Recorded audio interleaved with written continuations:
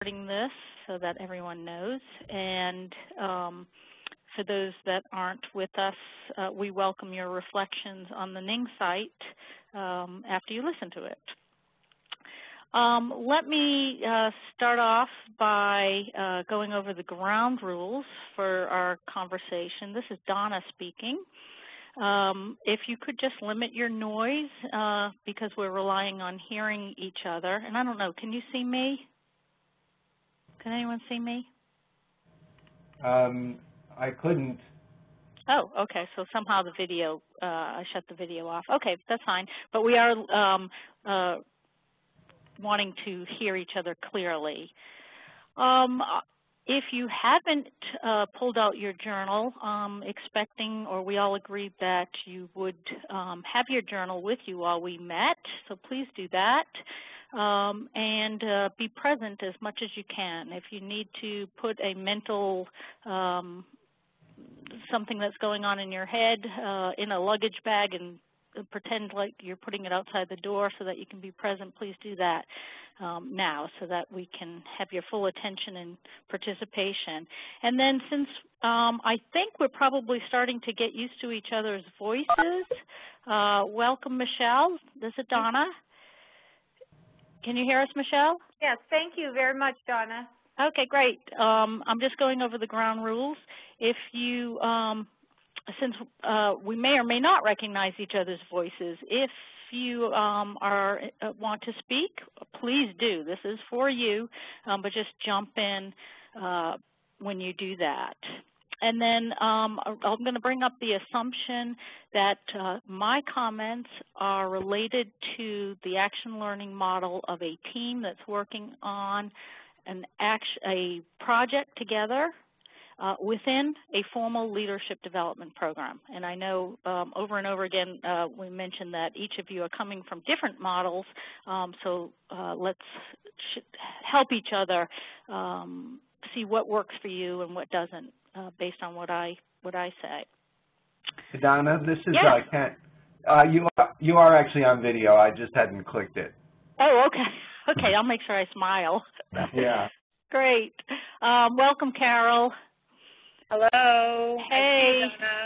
Donna. I'm great, and I guess I should start off and apologize again for not having set up my system very well, or thinking at least that I could do this from another country. So I apologize for that and forcing you to rearrange your schedule so you could fit this in. But thanks for joining me. Today's discussion is going to be on the setup for action learning, and I'll get into that in just a bit. I hope that with all our discussions, our degree of candor or our openness is high, and that you feel comfortable sharing whatever's coming into your mind as we go along. And please let me know if there's something I can do to make sure you feel comfortable.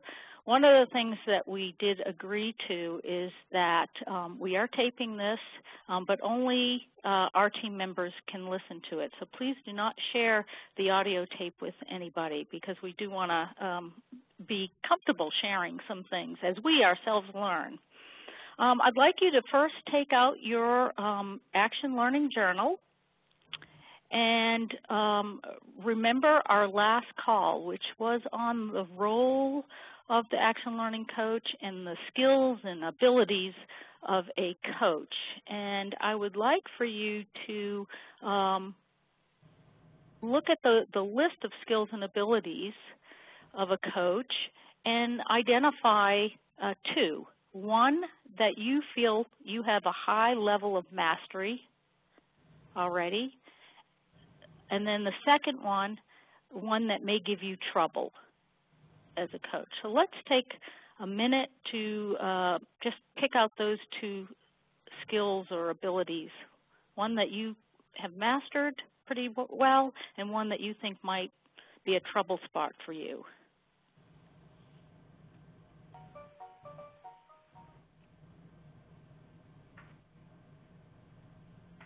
Welcome, Gail. Thank you. Hello, everybody. Hi, Kale.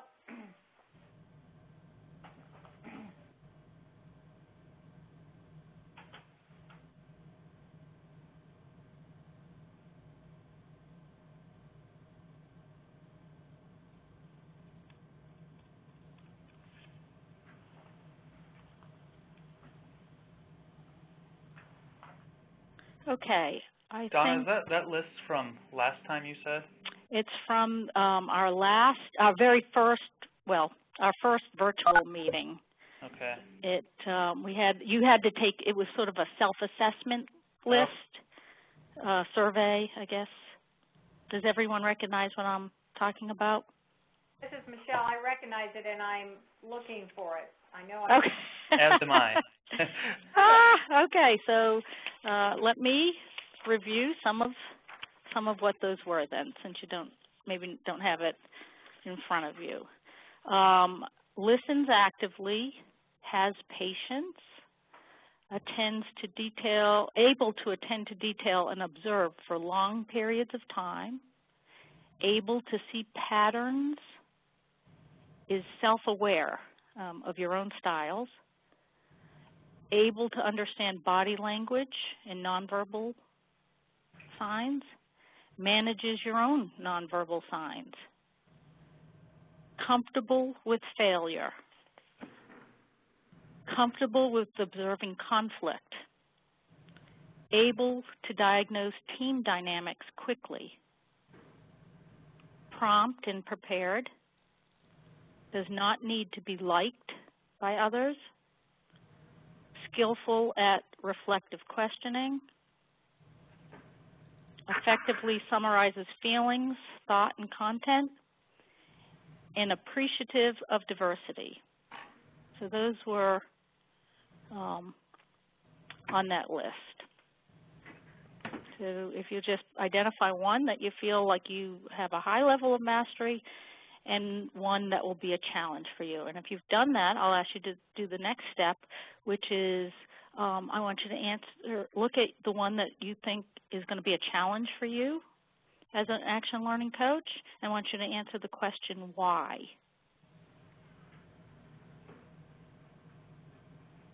So I'll give you 1 minute.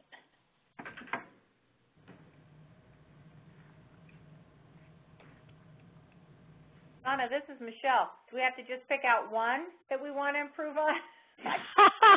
Yeah, just pick out one that will be a trouble spot for you. There's a couple on here that I think that I kind of go, well, you know, I need some work in that arena. Oh, me too. But just pick one. Okay. And I want you to answer why is that a problem? Why is that a challenge for you? Are you going to call the roll on this, or how are we going to do it? You'll see. Okay. Okay, well, this is Michelle, and I can... Wait, Michelle. Wait. Okay. Sorry. That's okay. This is reflective quiet. Now I'm going to ask you a second question. Take that same skill that you identified and answer the question, why is that a problem for you? And answer this question, why? Why is that a problem for you? So it's really the same question. I'm asking it again.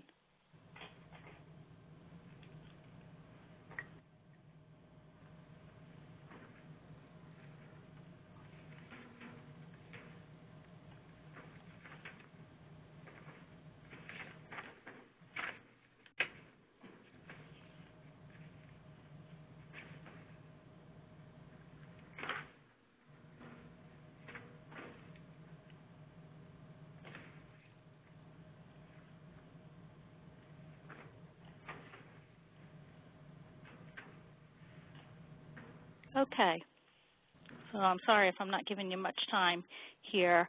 One of the reasons I asked this question is because it's important for an action learning team to connect its meetings together and reflect on what's going well, what do we want to keep as we move forward, or what do we need to change, what did we decide, et cetera.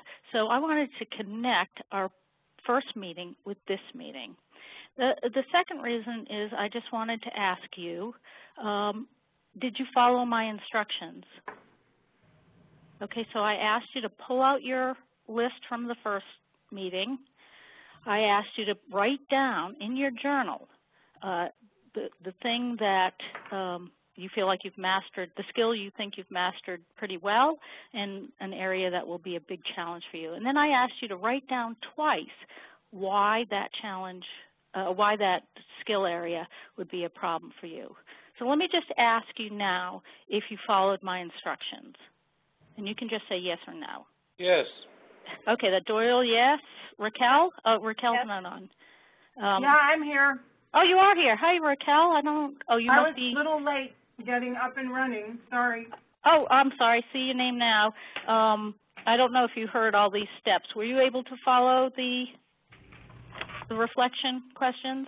I'm a little behind, but I'm getting there. Okay, cool. Michelle, were you able to do? Yes. Yep. Erin? Yes. Okay. Carol? Yes, still thinking, not writing yet. Not writing. Okay, thank you. Brandon? Yep. Okay. Gail? Yes. Ken? Yeah. Okay. All right, well, that's very good because let's now translate this into groups you're working with. How likely is it that people will not write down reflections when you ask questions? How often do you think they're going to be in their head saying, this is BS? Or were any of you doing that? Yeah, I don't particularly like writing things down. Okay, cool. I mean, you know, I think what I want to get at is understanding. You're going to be, if we're going to ask people to reflect, and we're going to ask them to reflect at a level that is deeper than what did you learn, and we're going to keep going deeper and deeper, we need to understand why people will do that or why they won't, what struggles they'll have in doing that. So if you were not able, like Carol was the only one that mentioned that at that point when I called on her, she had not started writing yet. I would like for you, after this call, to just reflect on what did this mean to you? You have trouble, as Ken said, I don't like writing things down. Just reflect on that a little bit further. Anyone want to comment on that? Yeah, I guess, you know, when you're talking about dealing with a group and something that arises like the problem that probably many share about not wanting to write things down, it would occur to me that it would be helpful to explain the process and maybe the reason or rationale for doing that, and that might in and of itself mitigate some of that reluctance. Is there a place for that, or are we? Absolutely, absolutely. I think that's a good learning. Thank you, Doyle. I think that's important. People need to know why. They also need to know that we're not doing this project the same way we do every project. This is a stretch. For some of us, it's going to be a really hard stretch, and some it might not be as much of a stretch. You know, some people, just reflection, some people do it more naturally than others. So when we're agreeing to work together in an action learning team, we're agreeing to stretch ourselves. And one of the stretches may be reflection. So great. Any other thoughts on this? Did everyone have their journal? Yes. Yep. Okay, cool. Now you know that many people, I mean, when we work with teams, people are going to forget their journals, and that will just be part of it. Someone else want to speak? Yeah, that was me. This is Gail. And I guess I would come at the reflection, the process being used for reflection maybe a little differently. Okay. And wonder if at some point in time it might not be helpful to recognize that people reflect differently. Some people reflect most effectively by writing, and some people might reflect better by taking a walk. So, I mean, to require that people have to write in order to reflect, I think might not be useful for everybody on your team. That's a great point.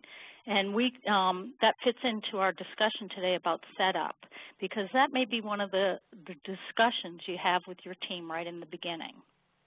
Now, I personally would push them to write, even though I agree with you that some people don't like it. But also, you know, if you don't write it down, oftentimes you may have had an aha while you're taking a walk, but you may forget it later, but maybe not. But that's up to your team. I think it's a good discussion to have. Thank you. Okay, well, let's move on. Thank you so much. I'm glad that some of you stayed on the call the last time we attempted this, and you talked a little bit, and I heard a lot of your discussion, and many of you mentioned some of the resources that I sent you for today's call, but let me just mention those again. I did send you an article on what do SET facilitators bring to the party, which is a little bit of a peer learning model, but includes action learning principles in that kind of context. And then I sent you a really lengthy document of the Presidential Management Fellows, which is something I may be referring to as we go through the next couple meetings. And then I sent you a case study, which we'll just discuss briefly in addition to your own experiences. The objectives for today, I really want to focus on how important the setup is. And to me, it's the most important thing for you to be successful in setting up an action learning experience. I'd like for us to describe at least 3 goals of the action learning team setup process. 3 goals. What are you hoping to get out of the setup? And some activities to meet those goals at your first action learning team meeting, and then potential challenges, and then hopefully time for you to discuss what does this mean to you, because I know, again, your context is different. Anyone have a different expectation for today? Okay. Nope, sounds good. Great. Well, I want to draw your attention again to that article that talked about SET facilitators. You'll find in the literature the use of the term SET. I just want to draw your attention to that.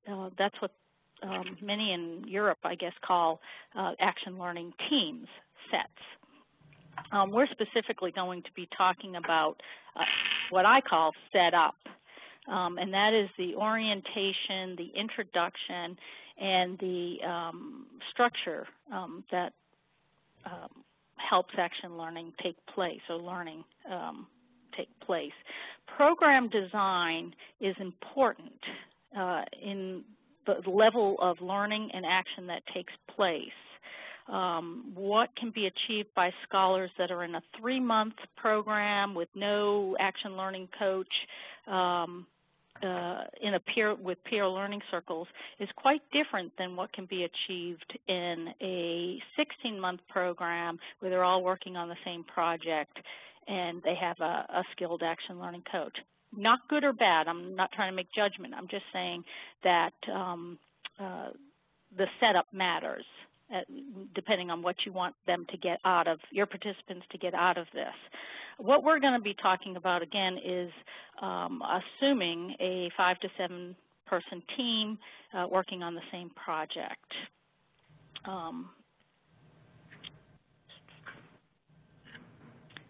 Okay, so I'm going to stop here and just ask you this question on this slide.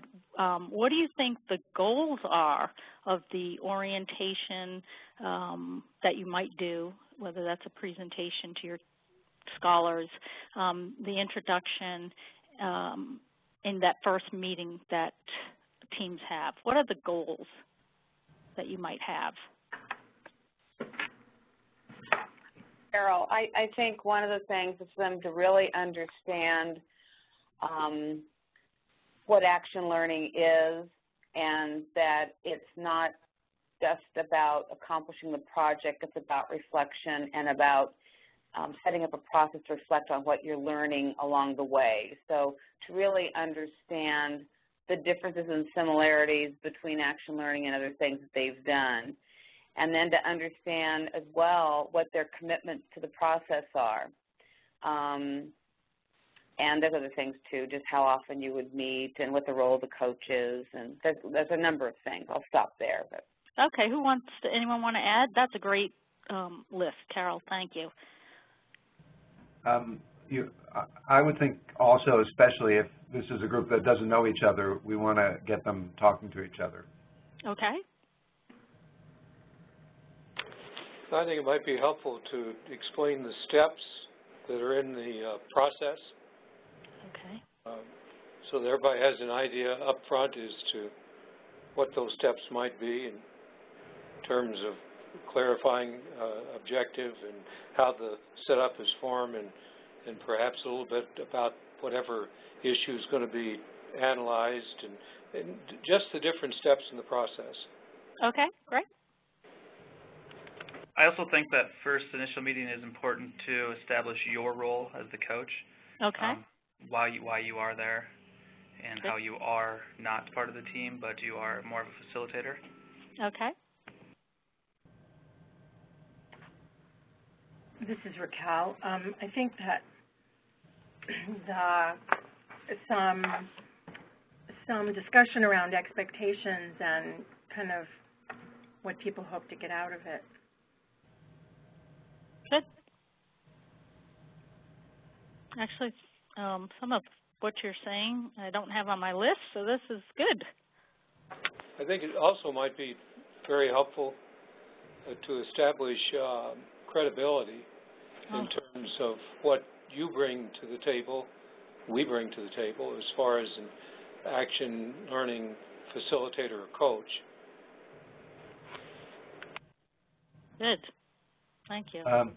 This is Ken. I also think that the earlier you can achieve some sort of shared ownership and shared goals, the better. Good. Shared ownership and shared goals. Good.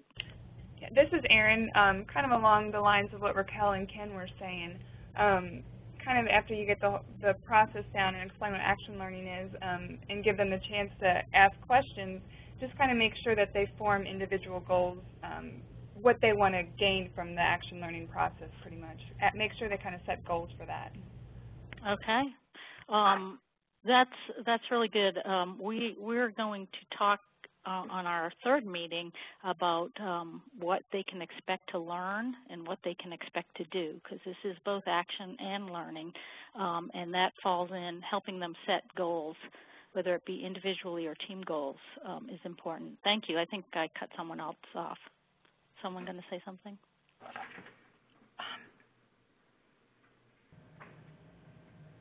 Anyone? That's a great list. Thank you. And you'll see that I also started to create a list, which you've added to, and I think said most of these. Build trust, build relationships, obtain agreement.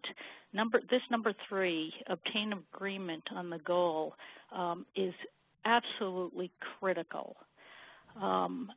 And people will understand when you, or will think they understand when you say, oh, we're going to agree to learn and to act during this project. And there aren't many people that will argue with you on that. But in fact, they actually, for the most part, do not understand what that means for them. What does it mean to agree to learn and to act? And I'm going to ask you that question right now. What does it mean to agree to learn and to act? How will the meetings be different than a regular team meeting that any project they're working on with others? We're going to take the time, this is Michelle, to reflect. Okay. And to also admit mistakes and be vulnerable. Okay.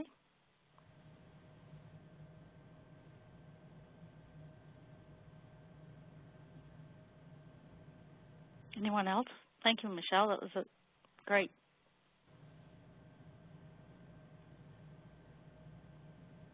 One of the things that I struggled with for actually years as we were saying in PHLI that we do action learning, and even some of my other work after my involvement with PHLI was, what is the difference here between an action learning team and any regular project team? Okay, we're going to take time to reflect. That's one thing. Your team needs to understand that when they agree to add learning to their action, they need to add time to their meeting, is the first thing they need to understand. That by stopping and reflecting and being vulnerable, as Michelle said, and bringing up issues that normally don't get addressed, it's going to take time. And that's the first thing they need to agree to, that the meeting no longer is an hour conference call, it's an hour and a half, which starts making some people feel uncomfortable. So hopefully as we go through this a little more, each one of us will learn a little bit more about how is this different from a project team meeting, any project that we're on. Okay, you mentioned, I think Brandon mentioned make sure that they understand, or someone mentioned understand action learning and the roles of all the stakeholders, including the coach's role. Discuss potential things they can learn from the team project. Assure they understand the deliverables and the timeline, as someone said. Agree on the structure for learning. Which I'm going to go into in just a little bit. I hope you're going to talk more about that. Yes, I am. I'm going to talk more about that. Good. Not right here, though. And then begin to set the culture and the environment. Okay, if it's okay to start late at each meeting and wait for people to show up, it is always going to be that way. If you don't set it in the beginning, it's hard to change things. You're going to start sharing, you could possibly at the first meeting start sharing some tools such as reflection, questioning. You may already start showing them that. You may also start, as you mentioned, I think Carol started off by saying, some of the ground rules of how we're going to work together. That would be contracting. At the first team meeting, you may also start thinking about project ideas or start to work on the action part of the project. But I would say I would start with those other goals first if you don't have enough time. And then make sure that they understand if you have a project model that you want them to follow, such as the one in the Presidential Management Fellows Action Learning Guide that you may have printed out.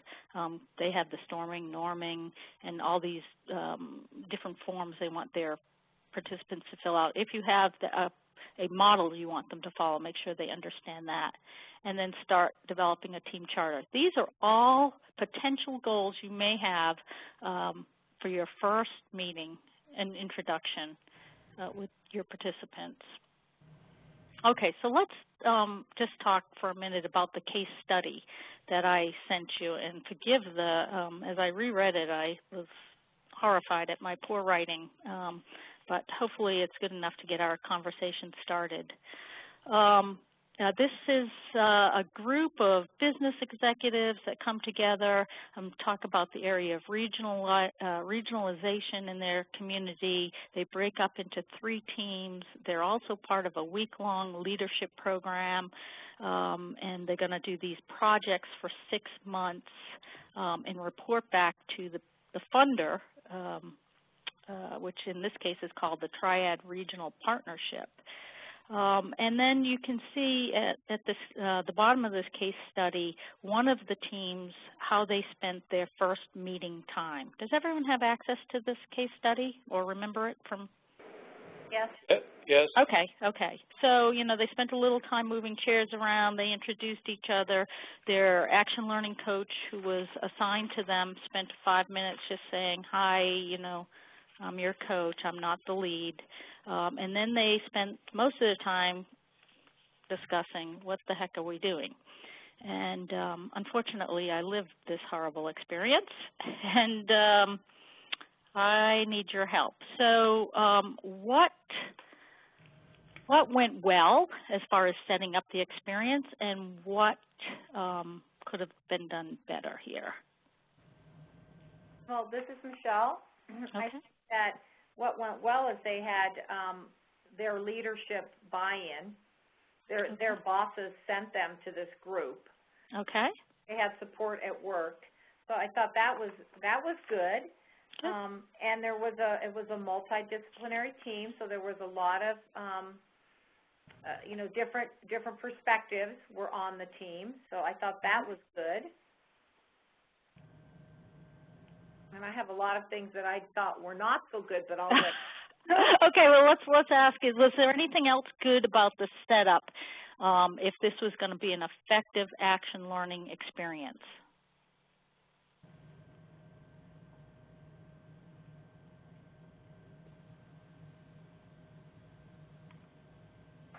Nothing else good?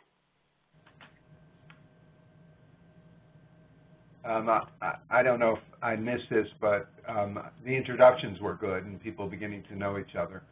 Good. Okay. Okay. Anything else? This is Carol.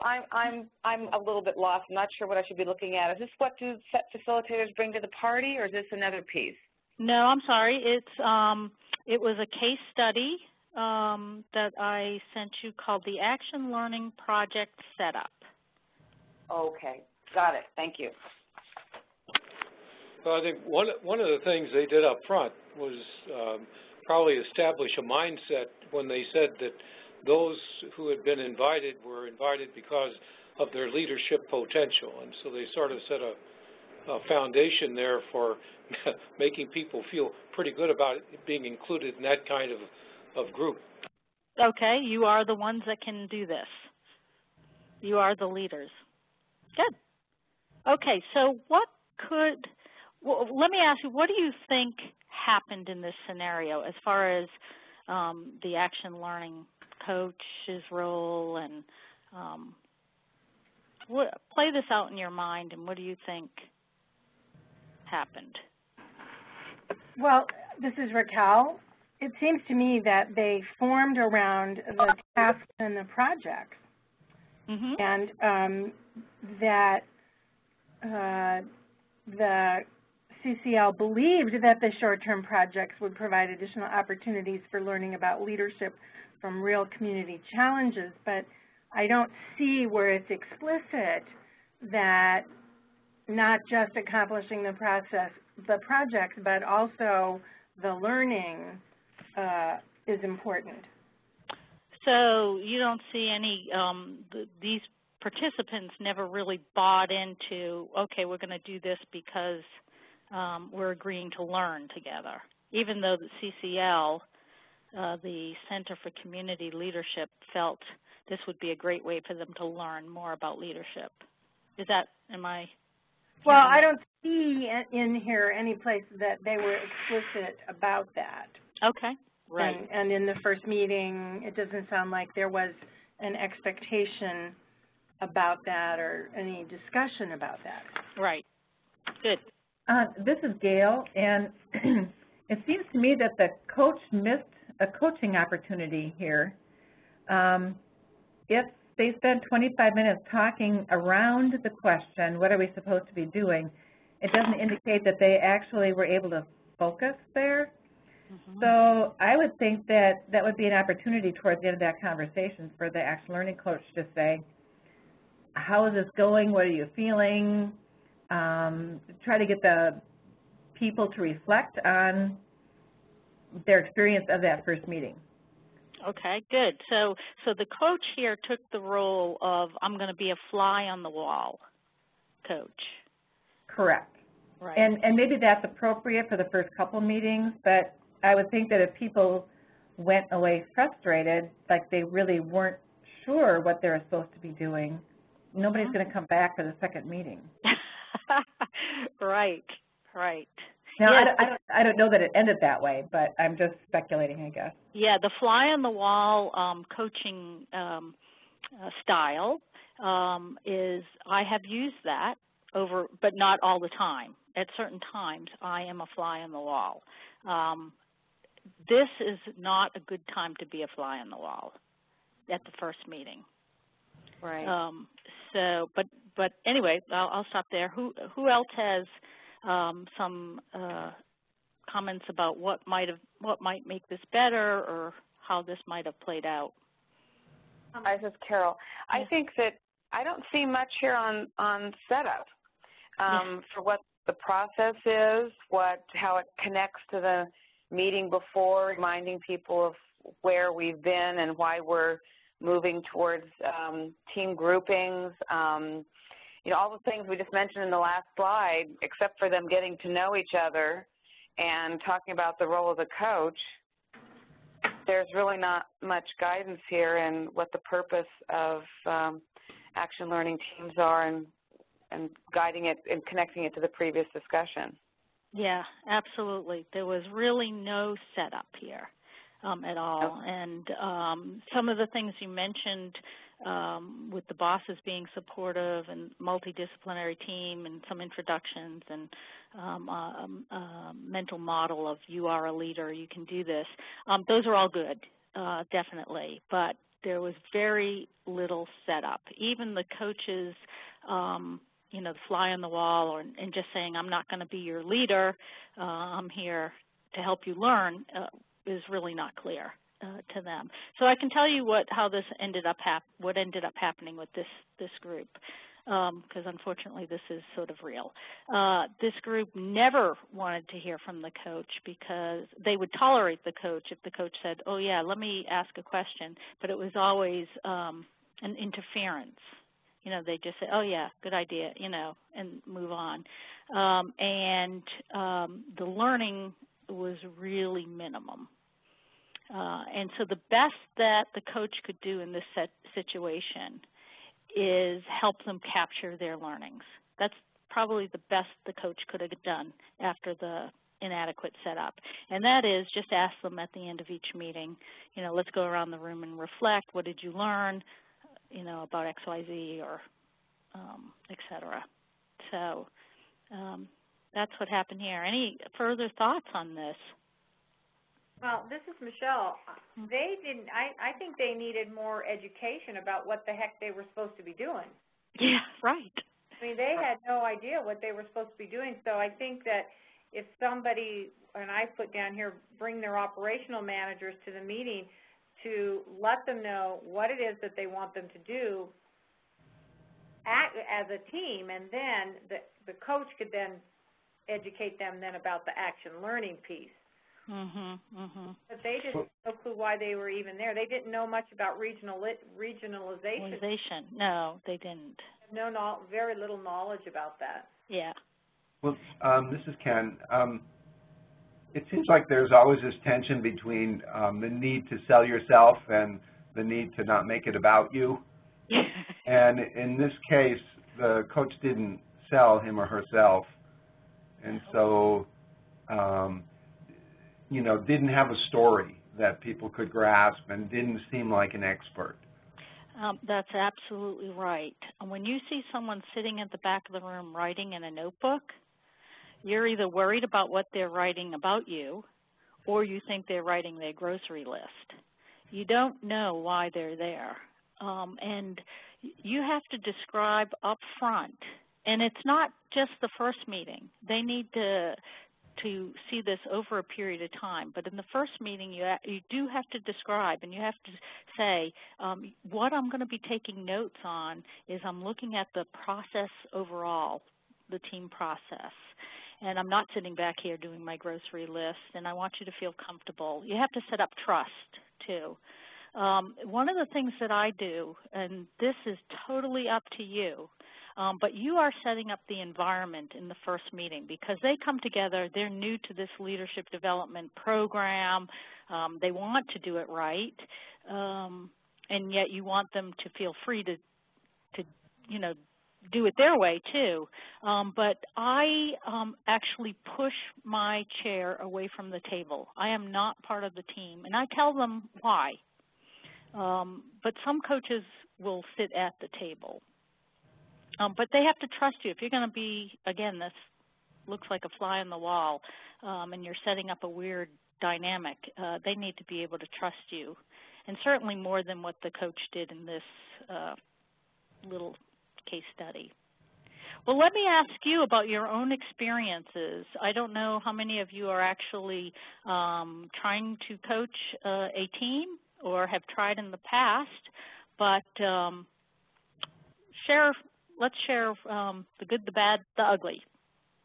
What experience have you had in observing a setup of project teams or action learning teams, or you yourself doing it? Anyone? This is Michelle. I have a project team from our Leadership Institute that's agreed to let me be their coach and sort of my learning team. And the first time I met with them, I had read the book, the Marsick and O'Neill book. Okay, wow, good. Well, not the whole book, but, you know, big chunks of it. And I had read all of the information that we had gotten back in April. But I'm not sure that I had enough knowledge as a coach to really do the process as best as I could have done it. So one of the things I did not do, is go through the team, have them set up a team charter and go through that, the process of setting up their, what's the word I'm trying to think of, the ground rules. Okay. Mm-hmm. We didn't do that. I didn't have them do that. I basically explained what an action learning coach was, and then at the end of the meeting kind of had them take some time to reflect about what went well, what could we do better, those kinds of things. And then, of course, I've missed the last couple meetings because we couldn't get our schedules together because they're busy professionals and they're running around, and so we couldn't get a time to meet again. So I think that I would do it differently by really focusing on a team charter, setting up ground rules, that piece. Because the reflective piece went really well when we were talking and reflecting about what happened. I felt like that went well. Good.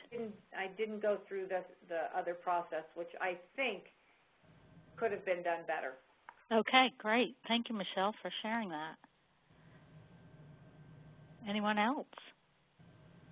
Hi, Donna. This is Carol. I was frustrated with the expectations of our first meeting with our teams at NPHLI when our teams for the first time met simultaneously, and as coaches we had to dash back and forth.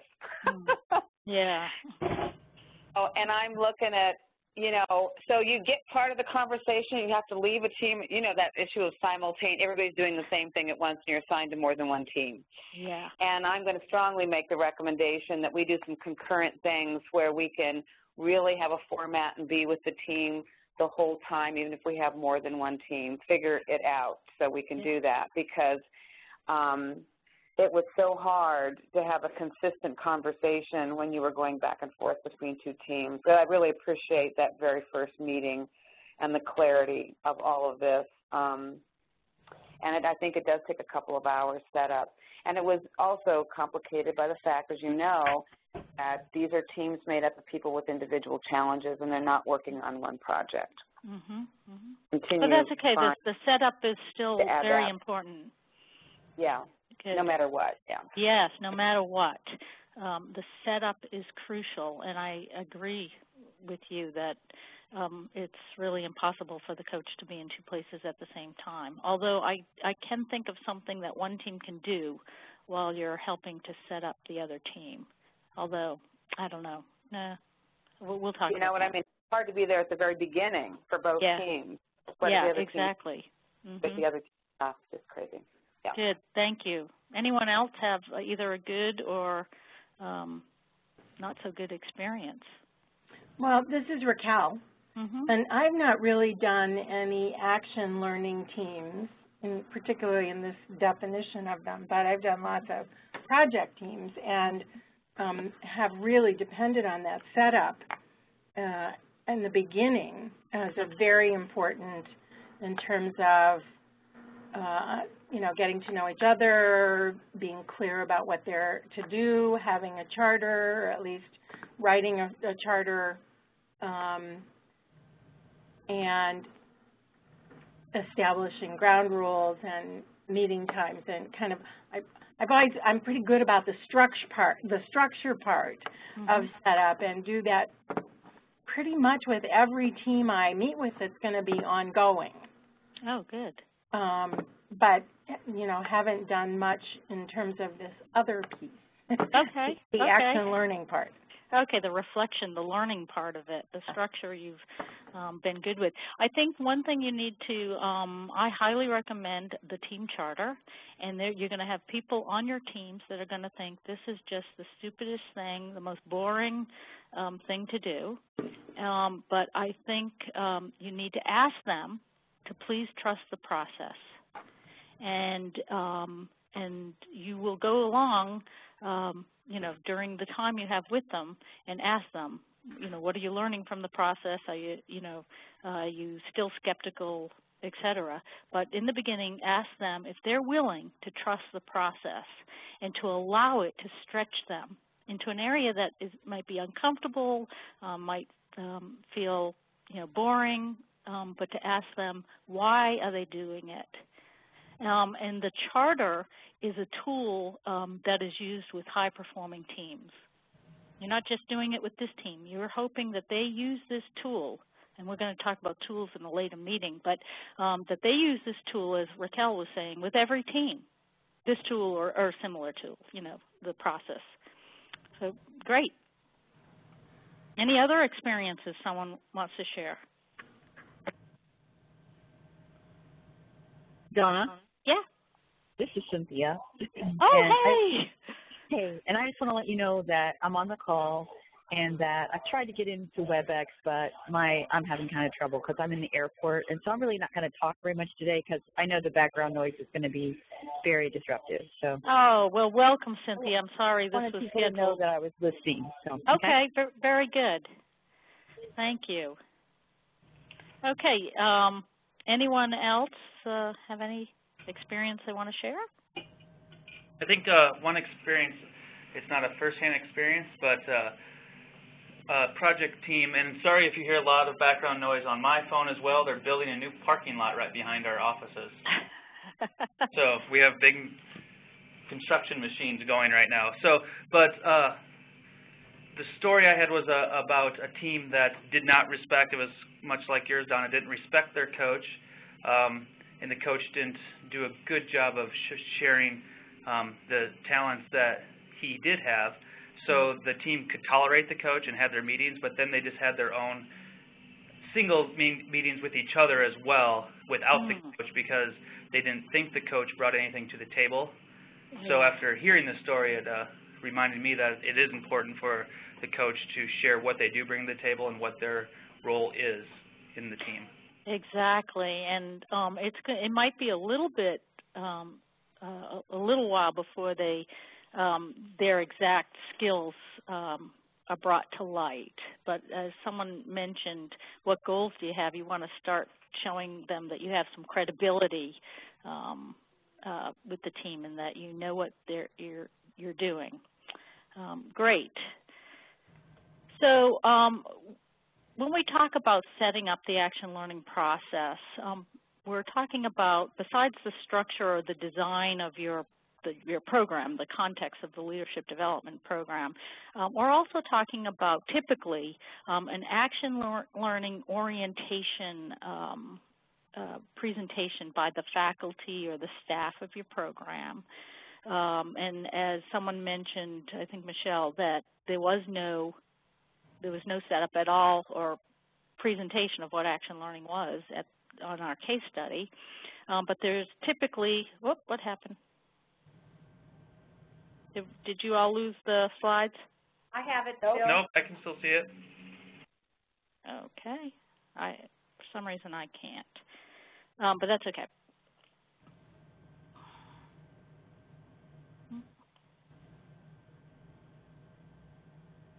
Okay, sorry, I don't know. I can't see the slides. You have the orientation introduction and then your first meeting. So let's talk about the orientation. Usually someone gets up and does a PowerPoint presentation. I've done these myself, and Michelle and I were able to talk a little bit after she listened to the audio tape from our first meeting, and we talked about these presentations. I have really never seen one go well, and it's not that the presenter doesn't know what they're doing, but quite honestly, it's sort of boring, I think. And people will say, oh, yeah, okay, we're going to balance action and learning, and we're going to slow down the process so we can speed up. It all sounds good. But I would keep this short, but I would do it. They still need to start learning the language and start understanding, even if they don't totally grasp it. But I would not, I don't know how long you're doing it in your programs, but I would keep it relatively short, just to introduce things. The coach, in this case, can either, you can do the presentations or, whoops, here we go. Sorry. You can do the presentation yourself, or someone on your faculty or someone else does the presentation. Now, the first meeting, this is one of the few times you as the coach actually lead the meeting. Okay, that you actually facilitate that first meeting, and you make it clear that you will never be doing this again, facilitating the whole meeting. And you may disagree with me. If you do, you can jump in and say so. But I think you need to help set up the process and help guide them, because, again, as you said, they don't know what they're doing there for that first time. And I mentioned about the seating and the environment. The coach will describe where he or she is going to sit in meetings and go over the first meeting. Does anyone disagree or want to bring up something at this point about those two? We're going to go into the first meeting in a little more detail, but anything about how you do an introduction or a presentation? I just think if the meetings are going to be by telephone conference call, the issue of how the coach might interject themselves, and there were suggestions in some of the readings about just saying that on occasion would ask to, in other words, you're not looking at each other, so you're not aware of wanting to speak up if you're not physically in the same room. So just some guidance, just some discussion about how the coach might show up and interject themselves over the phone. And that's a good point, Carol. Because, again, my assumption is that we're in a face-to-face setting, but this isn't always true, is it? No. Okay. And I'm talking about the first meeting being face-to-face, not all of them. Right. But then you're talking future meetings, I think, a little bit, and they might be via telephone. And you might have some suggestions for some of us that, do you ever do coaching via telephone conference calls? Yes, and most often when I do that, I take the role of the fly on the wall. Right. But I'll go over that in just a minute. Any comments about how, have you ever done an action learning presentation to set up the process, or heard someone else do it? Of course, you heard me at the NLN meeting do some of that. But any comments? and NPHLI, Dave Altman did it, for us in a brief presentation, and then we broke up into learning teams. Okay. Yeah, and we won't spend much time on that part, on how to make it more interesting, or whether you keep it to a 10-minute, presentation, or what. There are different things you can do. But one model is to do a presentation so that the participants in your leadership development program sort of start hearing the lingo of action learning, that you're actually committing to learning as well as action, some of the key points. But it will be the role of the coach in the first meeting to help them understand it more. Or actually not even just the first meeting. It will go on throughout the year or time you're with them. Okay, so here's an example of an agenda for meeting number 1. And this is an agenda that I've used for one of my teams. Now, it assumes that you have lots of time, which you won't always have. But just if you will trust the process a little bit with me here, and just go with me on, in the best case scenario, your first meeting with the team would be about 3 hours. And if you had that much time, what would you do? Of course, you welcome the group, go over the agenda, describe exactly what's required of them for this project work, and then talk about action learning again, not in any real lecture necessarily, but what some of the benefits will be and what some of the issues will be. Like, we are going to, in order to balance action and learning, you need to add time to your meetings. We're gonna do that, and that will be more difficult for some people than others with the reflection. The role of the coach. Now, everything I have in red here is a tool that you are now showing them or helping them to apply. They may or may not ever use this tool again. One of my hopes as an action learning coach is that through the meetings that we have over the time period, that they will start incorporating some of the tools that I show them into their own work at home. So I am asking them, have you used a stop, reflect, write in any of your work at home? Not at the first meeting, but later. So the first thing is a contract, and that is just clarifying what is the role of the coach here, what is the role of a sponsor if you have that, what is the role of the each of the members, etc. I might put that after the next. I don't know why I have that there. The next activity is called, in this case, it's called symbols. You may do whatever you want, but you want to, as you said, one of your goals is to allow people to get to know each other and build trust. The symbols activity is an activity in which you ask people to bring a symbol or an object that reflects their most powerful learning experience, and to go around the table and share that. But whatever you do, you want to include an activity that helps build trust and a level of sharing that opens up this the degree of candor. So I'm sure you have other things that you might want to do too. And then you can present the tool to stop, reflect, write, and your question can be, what just happened here for you?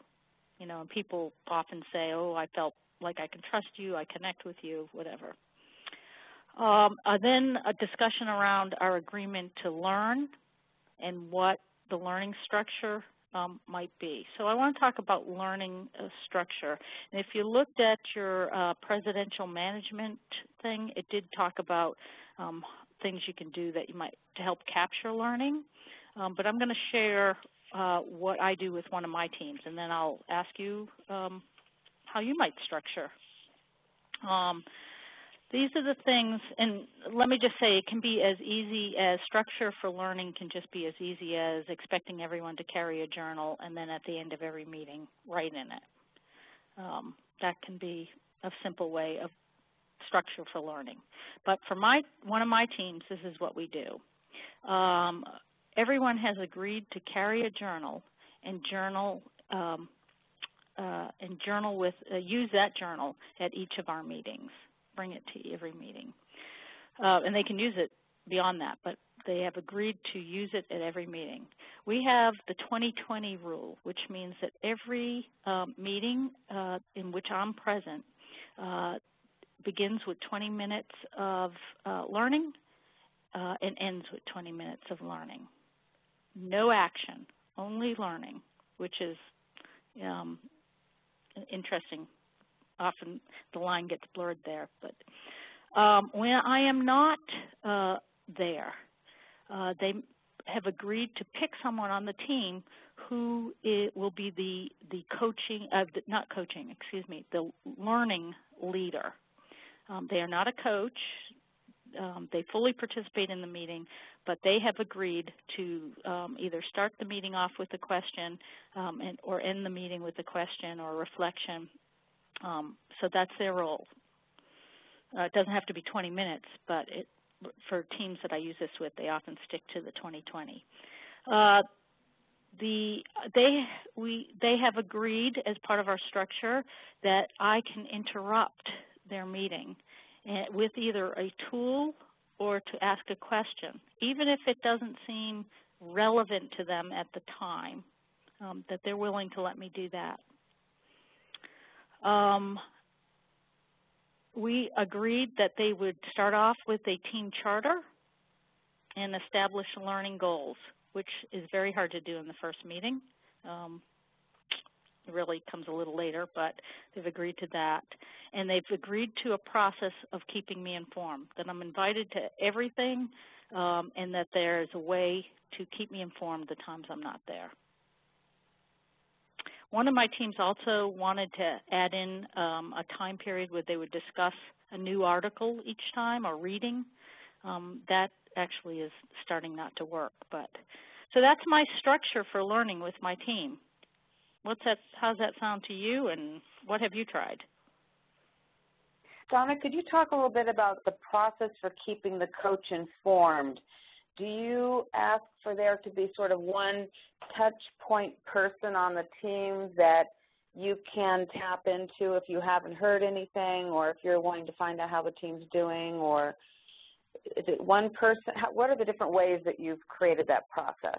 I let them decide, and they've decided, and actually this is a couple teams I'm coaching, that they remarkably agreed to the same thing, but that they would rotate roles. It would be a shared, this was part of their ground rules and team charter. They would share the leadership. It would be a shared leadership experience, and they would rotate the roles for that, including the lead for the meeting, who sets the agenda and makes sure Donna knows when and where the meeting is, who will pick her up at the airport, or, if I'm flying in for the meeting. So that is the lead person. They also have someone at every meeting take minutes and post them on a electronic, discussion forum site. So I have access to those meeting notes every time for keeping me informed. Great. And yeah, anyone else have any idea? I mean, I think, Carol, you mentioned another idea that someone's identified as the lead person, that I can contact, or you could contact any time. That would be another thing if it's the same person all the time. Yeah, which is separate from the way that they create their own leadership structure, for their meetings and all. Yeah, right. Right. We're going to talk at some point about how you create expectations for chronicling the process of the group and the role of that note taker and the importance of that posting someplace for everybody to see. Is that put in the structure for learning too? So as you're discussing the role of the often the team is a little overwhelmed by how much they have to discuss at this meeting. Right. And and sometimes for those people who are being stretched by doing this, you have to keep that in mind. So I talk about the need for that we need to develop a team charter. We actually don't do it at the first meeting. We do it at our second meeting. And then it is a living document. that at some point I will ask a question or someone else will. Actually, I often don't even need to be the one because we always have someone who's sort of a rule stickler, and someone will say, we're not following our charter.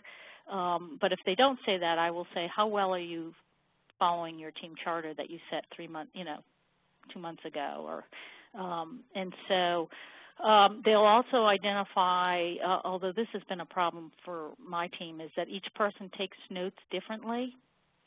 And so you can address, what's the most helpful format for note-taking? Because it is a problem when it's, all over the place. But you can bring that up in your team. It may not come up at the first meeting. You don't have to address everything at the first meeting. Right. So do you think this setup for structure for learning is really a two-meeting process? I think the structure for learning, I always do it in the first meeting, and it's just, basically, I'll have to say I'm a little pushy here as far as a coach, because I will share, because they don't know. We'll talk about, what's the structure for learning? Well, I don't know. So I'll say, well, here are some things that work for me, asking people to bring their journal, having 20 minutes at the beginning or 20 minutes at the end. I mean, every time they say, okay, yeah, we'll do that. Because they really don't know. But going with it if they don't want to do it that way. Now, another team had decided that they were going to give, one other thing they wanted to add in is that because they were doing shared leadership, they would give feedback to the meeting leader at the end of each meeting. So it would be written feedback on a little index card or piece of paper at the end of the meeting that everyone write down a few thoughts and give it to the person about how well they had led the meeting. That was something else they added in. Mm-hmm. You just have to be careful that it's not too much. Right. Anyone else have thoughts or?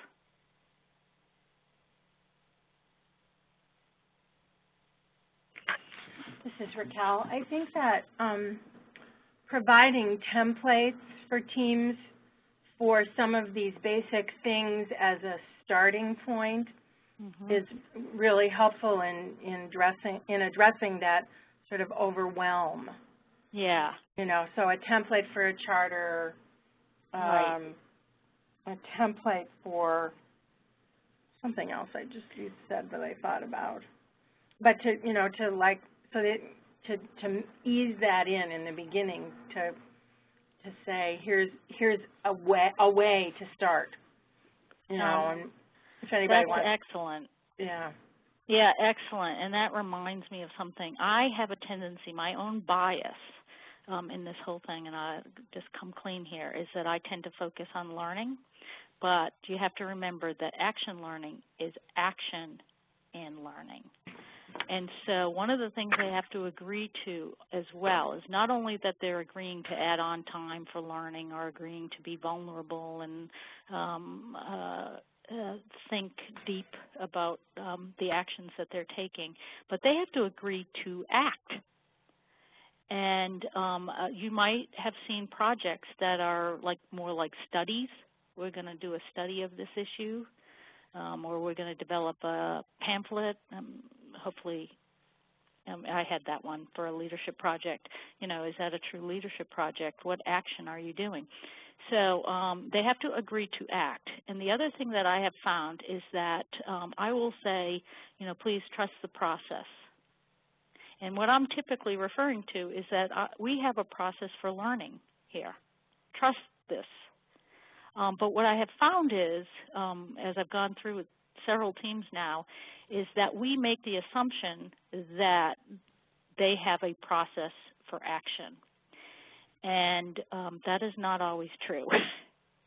And so getting back to Raquel's comment about if you have a process for action that includes templates that helps them, like every project should have a stakeholder analysis, every project should have X, Y, Z, that might help, especially emerging leaders, people who might not have, a change style model in their head.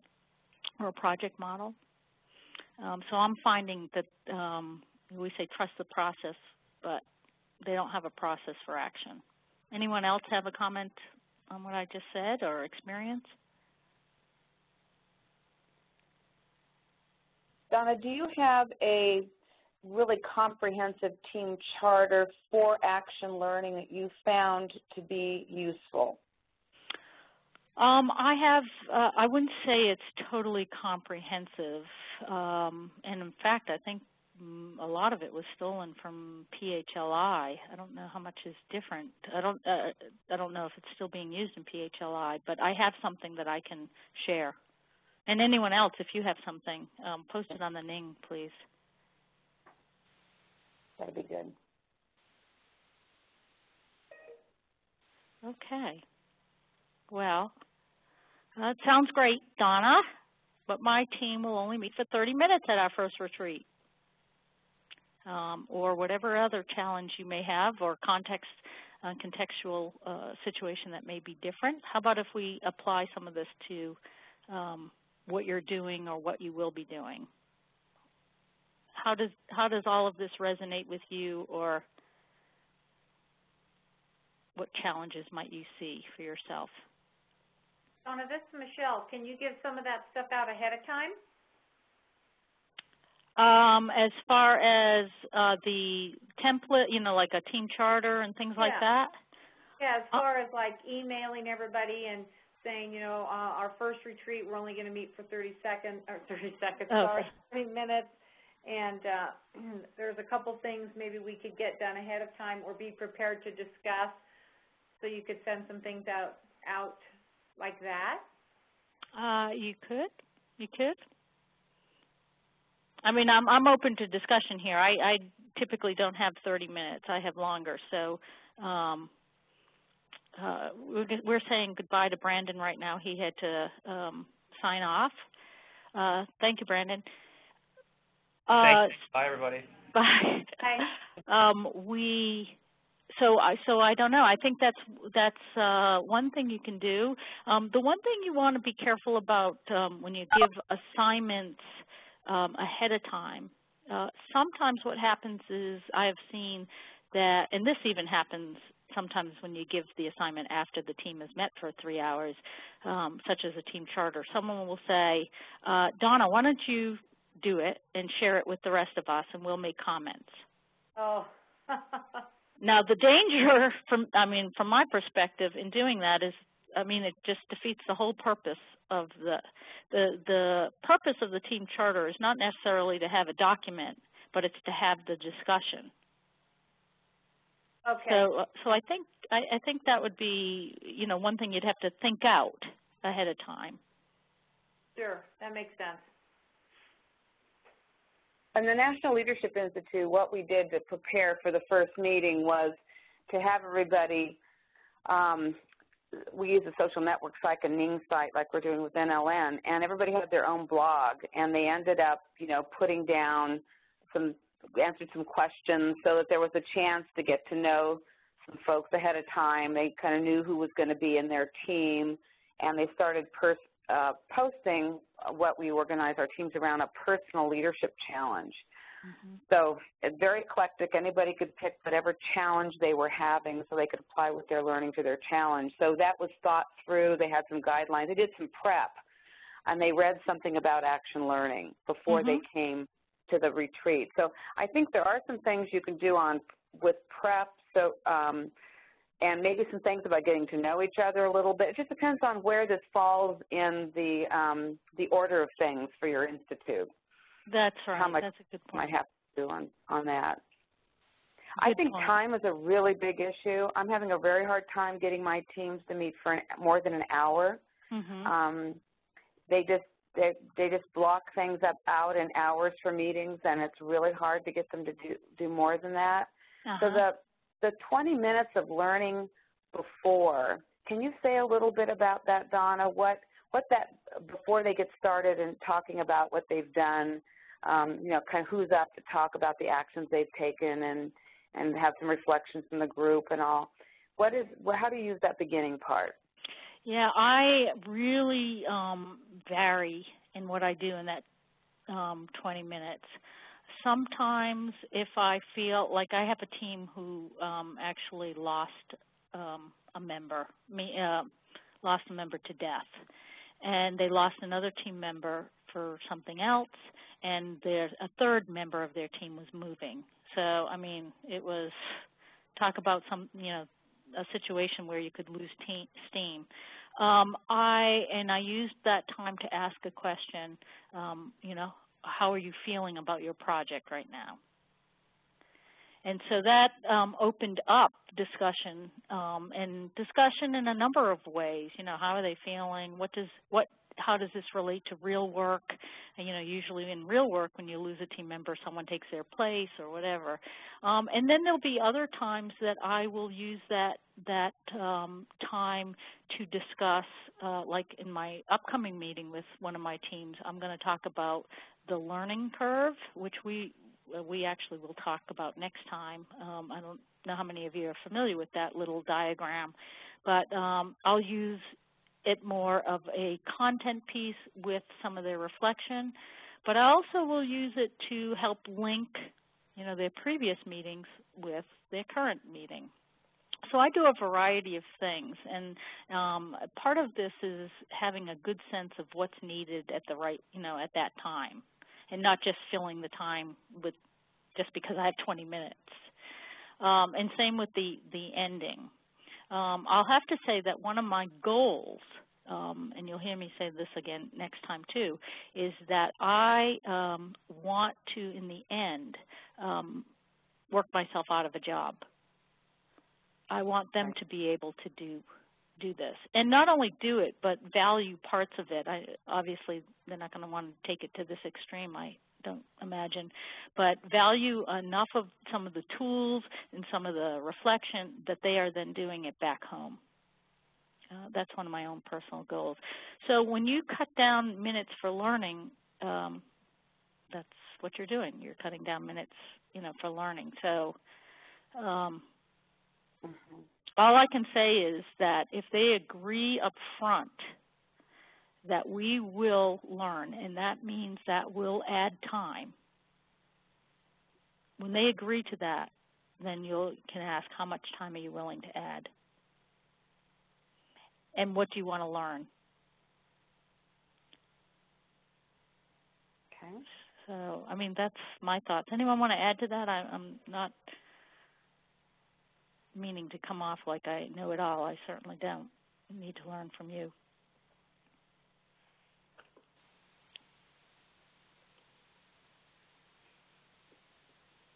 Donna, this is Michelle. I'm just thinking that because I'm really new at this and new at Teams facilitation at a different level, as you pointed out, and I think Carol was just saying too, that's the trouble I've had with my team. They have this much time for this activity, they get all involved in it, and then boom, they're done, and then they don't want to take the time to learn. And I think if I'd have set up and had the set up properly or differently, then I could go back and say, well, we all agreed when we first sat down that we would add, minutes, 20 minutes, because I had told them it'd be 20 minutes at the end of the meeting. And that's fine. Yeah, and if I'd have done that, then I could have gone back to that commitment because it was in writing. And I think that would have been more helpful. But yeah, cutting out the meeting. Oh, I got to go. Oh, I have to leave early. Oh, I agreed to be here till 11:30, but I really got to go at 11.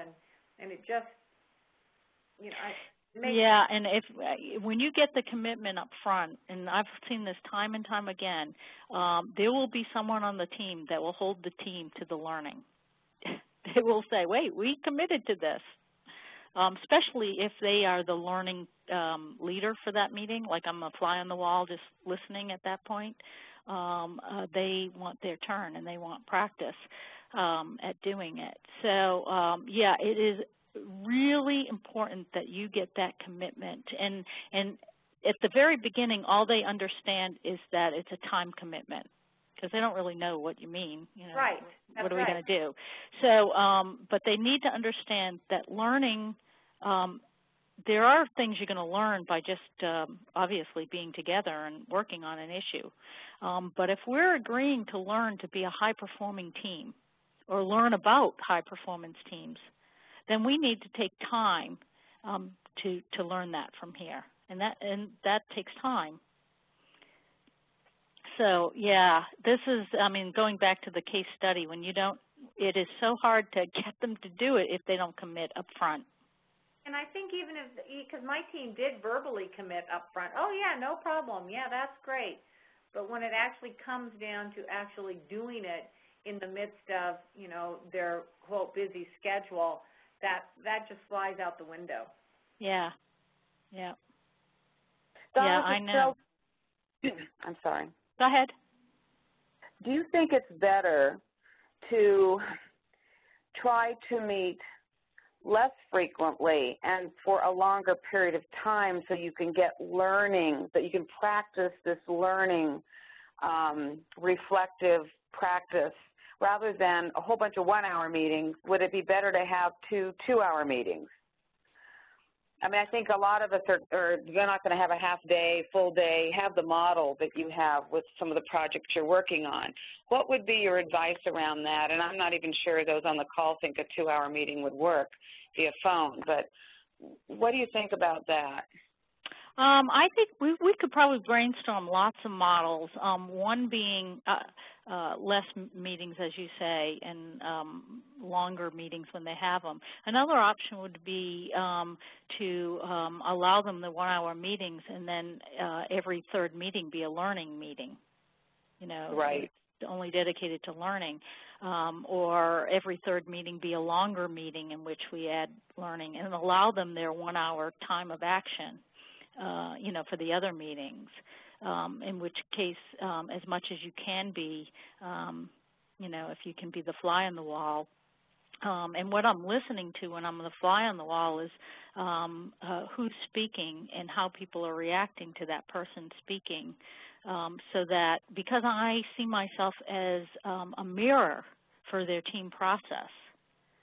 So at times I'm going to bring up questions that reflect what I'm seeing. You know, gosh, every time Steve speaks, you know, everyone says, oh, great, thank you, Steve, and they move on. You know, why is that?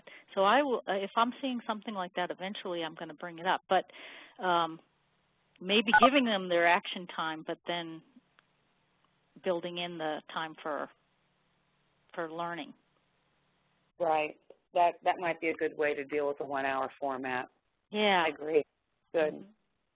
That's helpful. Okay. Very helpful, because I thought you had to do the learning at every single meeting. So knowing that there's some flexibility is very helpful. Yeah. You know, I mean, there are times where it's really important to stop them for learning, but it always depends on what your goals are, because you could stop them a million times. Oh, so what did you learn about systems thinking? What did you learn about communication? What, you know, I mean, you just can't do it all. Yeah. So you have to know if one of their things is, you know, leadership depends on good quality decision making, we want to learn about that, then I'm going to stop you before you make a decision, and then I'm going to stop you after you made the decision. And we're going to reflect on why you made the decision. Did you feel bullied into it? Did you, you know, did you feel it wasn't important enough to challenge it? You know, what? Right. So, you know, but it depends on what your goal is, because you just can't do it all. Right. Interesting. That's cool. Good. I think we're coming up to the end here, and I just before I think someone else might have had to leave. I heard a beep. So before other people have to sign off, and before we conclude, I want to mention that thank you to those who were able to respond to the Doodle meeting request. Our next meeting, which is our third virtual meeting, will be focused on learning. What are we expecting people will learn out of this? And action, what do we expect they'll do? And it's scheduled for October 27th. 1 to 2:30 p.m. Eastern Time. So I am hoping it meets, for those who weren't able to respond to the Doodle request, I hope that meets your time your calendar. Following that meeting, unless you revolt and you want something else, which please do that if you want us to take a different direction. But I thought our fourth meeting would be on questions. What kind of questions might you ask? And action learning tools. And then the fifth session be on any dysfunctional team, other issues, coaching tensions, etc. So if there's something else that you want to throw into the mix, please do. That's great. Now, are you going to be sending out doodles to get the next two meetings after the October 27th set up soon? Yes, I will. Yeah. Okay, that will be helpful. And we're meeting through December, is that it? Let's see, October, November, December, yes. Okay, great. And now the PowerPoints that you're using, is there any way that you can post them the day before our session so that maybe we could print them out and have them in front of us? And I'm trying to keep a binder and keep track of all this stuff. I definitely could if you'd like to. I specifically did not because I didn't want my thoughts to interfere with your brainstorming. You know, specifically when I asked what was the role, what kinds of goals would you have for the first meeting, I had brainstormed a list, but I can do that. So would others find that helpful? Would others like that? Yeah, I would take notes on it. Okay. Yeah. Oh, right. Okay. Good. I'll do it. Hey, Donna, as soon as you can get that doodle out, because we've got the holiday period coming up, and calendars fill up very fast. And if I can block it out on mine, the sooner on, the more helpful it is. I'll do that right away. Thank you. Let me ask you one more thing. If you would, in the chat box on the WebEx, post a reflective question that you might want the group to do its final reflection. We'll pick one.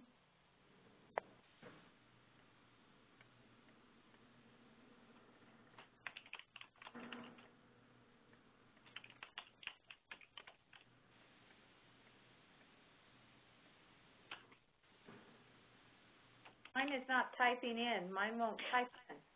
You have to go down to, if you look at the bottom, there's a... Okay, got it. Sorry. That's okay. I'm not seeing it at the bottom of what? At the bottom of the chat, there's something that very lightly says select a participant to send. Got it. Thank you. That's where you type your, I believe. I'm still learning this.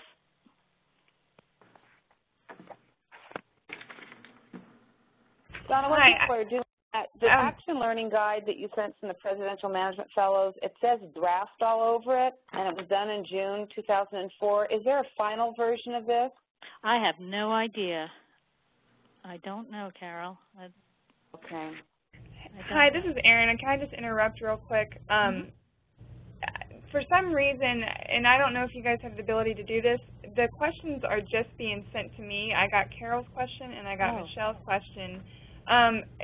See if you guys can select all participants and then resend them. Otherwise, I don't think, Donna, I don't know if you can see Carol or Michelle's, but I'm pretty sure that everyone else cannot see their questions. I can't. Okay.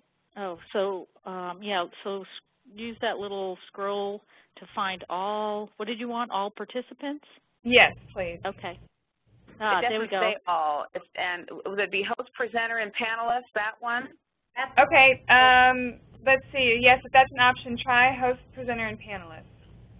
Okay. And I see Michelle just sent one to the host, presenter, and panelist. Can everyone see Michelle's question? I got cut off. I hit the wrong button, so it should say in today's meeting. Okay. It says, what did you learn about yourself in today's meeting? Yeah. Thanks. Thanks. We'll get this technology down. Anyone else have a question? I don't see Carol's yet. Yeah, I don't see any questions. Here we go. What's the most important thing you learned about setups? Is it possible to view action learning agendas in advance? Okay. Well, let's go ahead and pick Michelle's question, the first question. What did you learn about yourself in today's discussion? So if you'll take the last minute and reflect on that.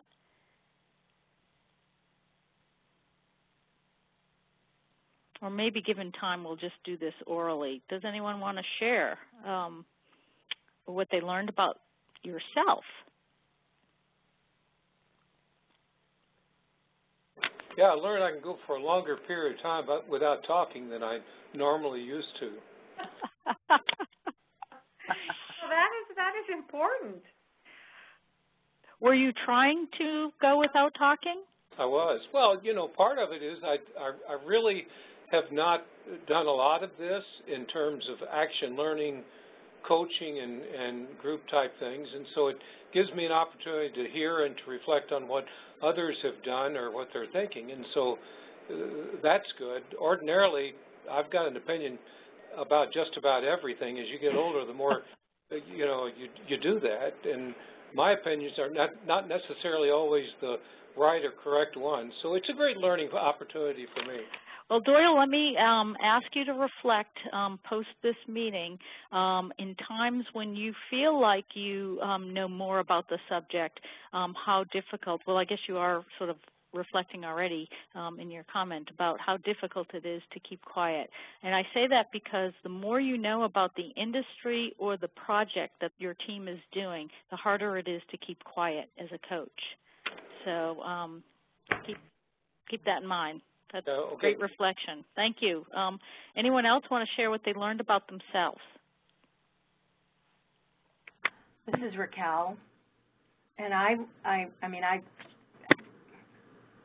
trying to think of reflective questions on the spot is very difficult for me.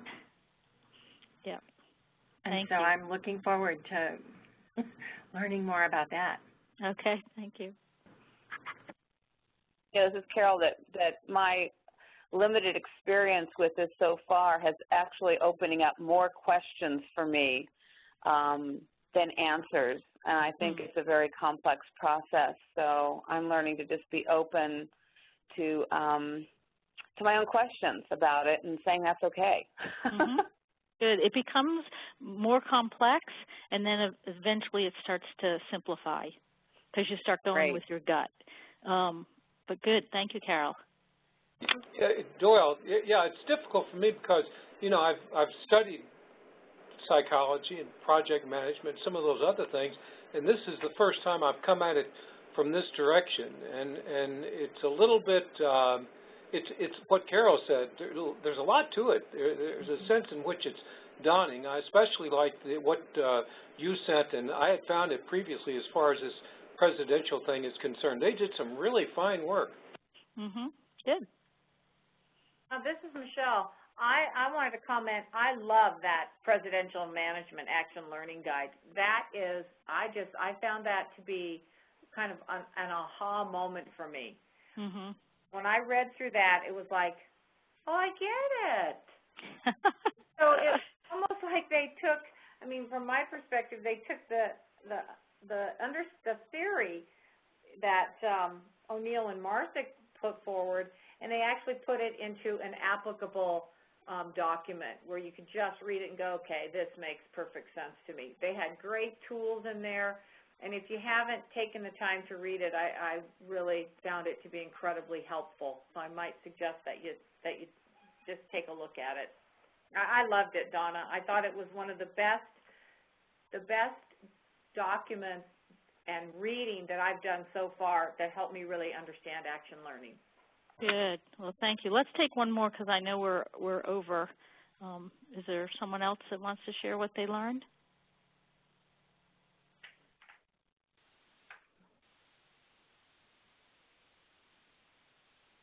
Oh, I hope I didn't cut people's willing to participate off there. But let me thank you again, and again apologize for the poor connection I had when I was overseas. I'm glad you all could participate today, And please do use the Ning site. Not all of us are on, so if you're not on, please join us and let's continue our discussion. The next topic will be learning and action, and so I look forward to us having a great discussion. Thanks everyone. Thanks, Donna. Thanks. Bye. Bye. Bye.